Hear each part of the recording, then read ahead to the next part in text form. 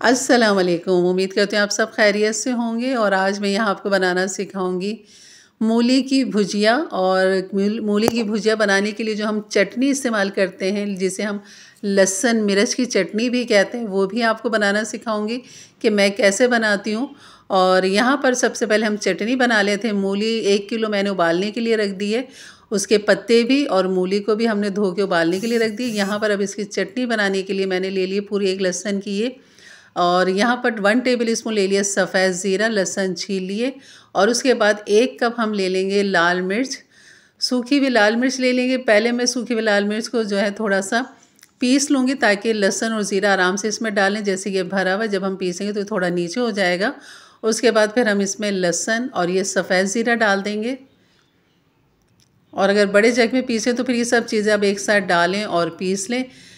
तो यहाँ मैं छोटे जार में कर रही हूँ, तो इसलिए मैंने पहले मिर्चों को पीस लिया, उसके बाद लहसुन डाल दिया, ज़ीरा डाल दिया और नमक डाल दिया 1 टीस्पून। और इसको बारीक सा पेस्ट बना लेंगे इस तरह। और ये देखिए चटनी हमारी हो गई है बेहतरीन सी तैयार। अगर चाहें तो इसमें खटास के लिए आप नींबू डाल सकते हैं, चाहें तो आप इसमें इमली डाल सकते हैं। लेकिन ये दोनों चीज़ें डालने की ज़रूरत नहीं, क्योंकि ये सिर्फ लहसुन मिर्च वाली चटनी कहलाती है। तो हमने चटनी पीस ली। उसके बाद हमने यहाँ पर भुजिया के लिए यहाँ पर 1/2 कप मैंने ऑयल डाल लिया है। आप घी के अंदर भी बनाएं, बहुत लजीज बनती है। और यहाँ पर लहसुन मैंने ले लिए थे 10 से 12 जवे लहसुन, जिनको बारीक इस तरह चॉप कर लिया था, 1 टेबल स्पून समझ लें। और यहाँ पर लहसुन को हमने तेल में डाल दिया था, इसको लाइट गोल्डन करना। और ये देखिए मूली हमारी गल चुकी थी, सारा पानी निकाल दिया था। और इसको मुट्ठी बना बना के इसको निचोड़ लिया था हमने, मूली के पत्तों को और मूली को। और यहाँ पे जो मैंने चटनी डाली है, आप अपनी मर्ज़ी से इसमें मतलब मिर्चें कम या ज़्यादा कर सकते हैं। मैंने यहाँ पर 5 टेबल स्पून डाला है मिर्चें।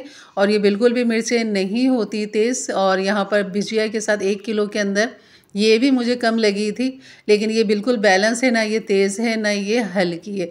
तो यहाँ पर बस मूली को हमने भूनना है यहाँ पर, और कुछ भी नहीं करना, कोई मसाले मज़ीद इसमें नहीं जाने, सिर्फ हमने नमक डालना है मूली की भुजिया के अंदर। और यहाँ पर बस इसकी करनी है भुनाई।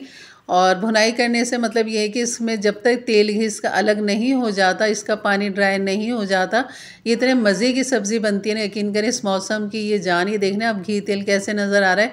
तो ये भुजिया हमारी बेहतरीन बिल्कुल तैयार है। इसको 10-15 मिनट के लिए मैंने दम पे भी लगा दिया था। और आप इसकी कंडीशन देख सकते हैं, ये देखें ये ऑयल बिल्कुल अलग हो रहा है इसमें से, भुजिया में से। तो ये हमारी बेहतरीन सी भुजिया तैयार है।